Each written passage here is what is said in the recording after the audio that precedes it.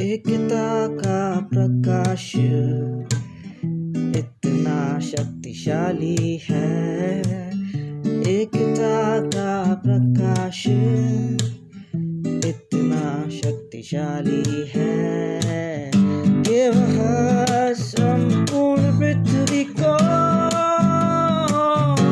प्रकाशित कर सकता है, प्रकाशित कर सकता है।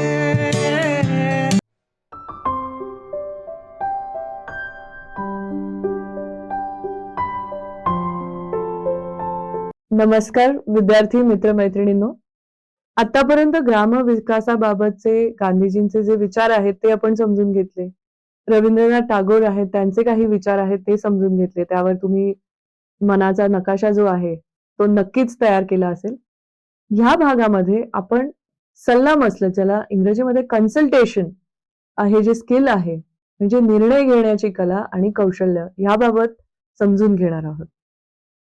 फ्रेंड्स, जेव्हा आपण जनतेच्या विकासात आपला वाटा देण्यास सुरुवात करतो तेव्हा आपल्याला वारंवार येणाऱ्या विविध समस्यांबद्दल इतर भागधारक आणि तज्ञांची सल्लामसलत करणे आवश्यक असते. चला तर मग सल्लामसलत करण्याची कला आणि कौशल्य अधिक चांगल्या प्रकारे शिकण्यासाठी थोडा वेळ देऊया आणि लक्ष पण देऊया. असं म्हणतात की कोणताही मनुष्य त्याच्या न्यायाशिवाय त्याचे खरे स्थान मिळवू शकत नाही. एकतेशिवाय कोणतीही शक्ती अस्तित्वात नाही आणि सल्लामसलत केल्याशिवाय कोणतेही कल्याण आणि सुस्थिती होऊ शकत नाही. इथे एक तुम्हाला अध्ययन कृती देण्यात आलेली आहे. जेव्हा आपण मनुष्याचे खरे स्थान म्हणतो तेव्हा तुम्हाला काय समजतं याच्यावरती थोडासा विचार करा. जेव्हा एकता असते तेव्हा कोणती शक्ती असू शकते ह्याच्यावर विचार करा. किंवा सल्लामसलत करूनच कोणतेही कल्याण का होऊ शकते ह्याच्यावर सुद्धा विचार करा. मग ह्या प्रश्नांवरती तुमच्या अध्ययन जोडीदारासोबत तुम्हाला विचार करायचा आहे, छोटीशी चर्चा करायची आहे आणि तुमचे जे उत्तर आहे ते डिस्कशन फोरम वरती पोस्ट करायचं आहे.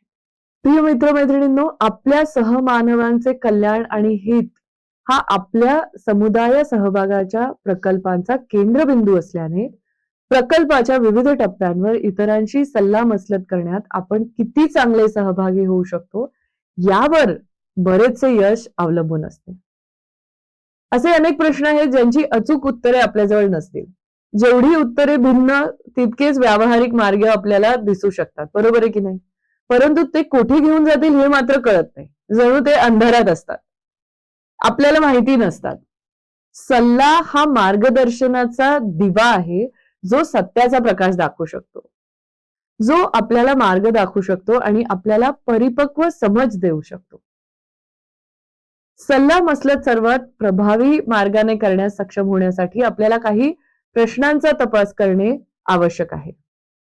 मग सर्वप्रथम सल्लामसलतीचा हेतू काय आहे ह्याच्यावरती तुमच्या जोडीदारासोबत चर्चा करा आणि त्याचं उत्तर लिहा.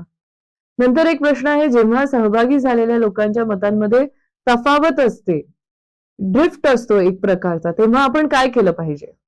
तुम्ही तुमच्या जोडीदारासोबत चर्चा करा, तुमची काय उत्तरं आहेत ती लिहून काढा. मग आता या परिस्थितीचा एक विचार करूया. बैठक चालू असताना एक सदस्य एक सूचना करतो, ठीक आहे. बाकी सगळे एकतर गप्प आहेत किंवा म्हणतात अरे वा वा वा, किती छान किती छान, आम्ही सगळे सहमत आहोत. अशा स्थितीत दिलेली सूचना संबंधित विविध अंगांनी तपासून त्यामध्ये सुधारणा केली जाईल का? त्या सूचनेच्या अंमलबजावणीचे परिणाम काय होतील ते तरी तपासले जाईल का? अर्थातच नाही. याचं उत्तर स्पष्ट आहे की सगळेजण जर काही बोलतच नसतील किंवा सगळे म्हणाले सहमत सहमत, तर असं होणारच नाही, मुळीच असं होणार नाही. आता दुसऱ्या एका परिस्थितीचा विचार करूया, ठीक आहे. एखादी सूचना दिल्यानंतर सदस्यांना सूचना आणि त्याचे परिणाम यांचे समीक्षक मूल्यांकन करण्यासाठी आणि त्यांचे मत मांडण्यासाठी प्रोत्साहित केले जाईल. मग या प्रक्रियेचा परिणाम म्हणजे दिलेली सूचना जी आहे त्याच्यामध्ये सुधारणा केली जाईल किंवा तिला आणखीन चांगल्या पद्धतीने मांडलं जाण्याची शक्यता असते. म्हणूनच असं म्हटलं जातं की सत्याची ठिणगी जी आहे ती भिन्न मतांच्या संघर्षांमधनं उद्भवते. म्हणजे अक्षरशः ज्याप्रमाणे दगडांचे एकमेकांशी घर्षण होऊन ठिणगी उडते, अगदी तसंच तेव्हा प्रत्यक्षात असंच घडत असतं. तेव्हा वस्तुस्थिती प्रगल्भ होत असते आणि योग्य मार्ग अधिक दृश्यमान होतो. मग काही लोक सदस्यांमधील मतभेदांचे स्वागत करत नाहीत आणि अस्वस्थ वाटतात. असं का घडतं?